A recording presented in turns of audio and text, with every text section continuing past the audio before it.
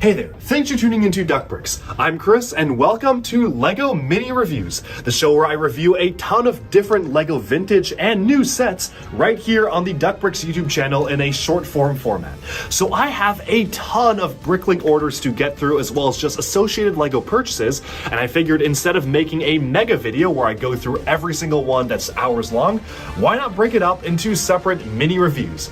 And so in addition to our normal 3 videos a week schedule, be sure to stay tuned for a mini review dropping every single day where we do not normally have a standard video releasing. I hope you enjoy, and let's jump right into our first pick. Okay, so here we have the Technic Space Shuttle. Let's take a closer look at the functionality. There's an on switch here. You kind of have to keep this held. You'll notice things will start to kick up in there. And if we look a little bit closer, you may see that there are different kind of things that you can do with it. So let's start out with the simplest one first. Switching the switch over to here will allow me to actually change the color and frequency of the jet engine exhaust light. So if you look back here, when I switch this on, it actually will rotate the fiber optics across the entire thing. It's a pretty fun effect, maybe not the most convincing in terms of actual engines of a space shuttle. You can see how it works right here, but it is a very cool feature to have. This was one of their fiber optic pieces that actually was very expensive for LEGO to produce. This was during an era when LEGO was not really managing their finances okay, and they were actually losing money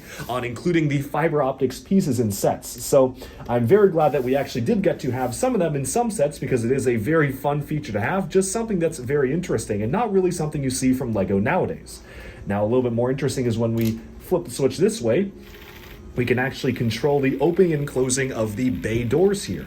Now you can see that they just automatically open once I actually have it here. You can also close them up by turning it the other way, but let's leave it open for now. Switch it back here, and you can move this over to actually control the elevation of the crane.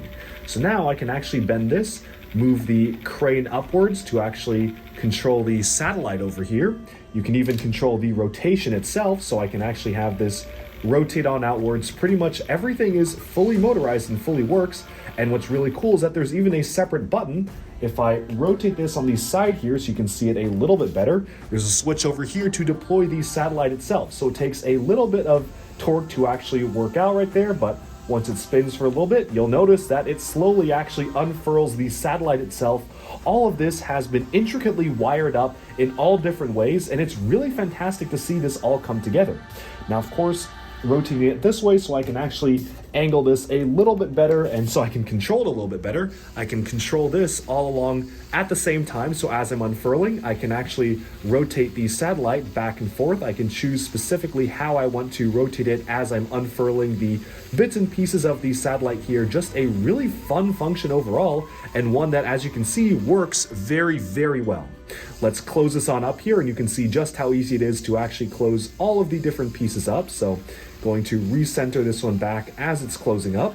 And the one thing that you will have to watch out for, especially if you purchase this used, is that just be prepared to do a lot of maintenance on the wires. I actually had to spend a lot of time, hours worth of time, messing around with the wires themselves and actually making sure that the wires were not causing a short circuit. Specifically because of the age of these wires, a lot of them were fraying, and the particular wires were coming very close to each other, which made it very difficult to actually have it be fully functioning when wires were touching each other on the positive and ground portions, which are very, very bad. So you definitely do have to pay attention to it. If you're buying this secondhand, just make sure that the wires are okay. You can take a look one last time at the functionality back here for changing the color of the fiber optics, a very fun feature. And there's a few other things I didn't mention here. First of all, this lever right here controls the flaps, and the flaps alternate back and forth just as they would on the standard plane. So you can see back here, I'm moving the lever and it's moving the flaps back and forth. Just a very basic feature, but one that's really nice to have. And what's also cool is that there is a lever to control all of the landing gear at once. So right now you can see I'm rolling it along this surface. It does have the wheels deployed, but if I turn this particular lever here, it causes all of the landing gear to retract and extend all at once. So this all goes like so right here. It's all hooked up with gears throughout the entire underside of the model, so you can have it in display and as well as in flight, all of the landing gear is controlled at once. The little bits and pieces of black stuff that's falling off of this are the bits and pieces of frayed rubber, which again, you really gotta be careful. When I first got it, I was wondering why it wasn't working. I basically had to take all of the wires apart to actually piece together what exactly was causing a short circuit and repair the wires with electrical tape. It honestly came to the point where I was even considering literally just cutting the wires off, using my own wires to connect them and having approximately the same length there, but I couldn't really do that to an official Lego piece, so I left it be for now. But if you really are having problems, that may be what you have to do.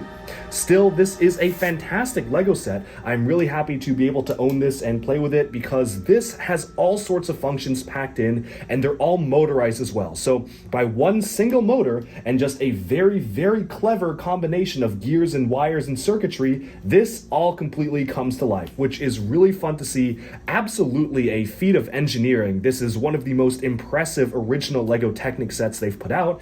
And what's also cool is that you could take it apart. I won't do that, but you could take it apart and rebuild it into a submarine with a whole set of functions on its own. So you get a ton of stuff in this one set. Would recommend it. Obviously, it's nowhere nearly as polished or as finalized as the Technic sets of today, but it does have some really nice old-time charm, and the functions work spectacularly if you actually manage to repair the wires. And you can see my electrical tape wiring job in the bits and pieces right here. Alright, and with that, we have summed up this mini Lego review. Thank you all so much for tuning in, and do let me know down in the comments below what do you think of this set. Do you like it? Do you dislike it? And if you own it, what have been your experiences with building and playing with the set itself? Also, let me know in the comments if you like this format of mini reviews. I'm trying to put them out on a fairly regular basis, so thank you so much for tuning in, and I'll talk to you again very soon.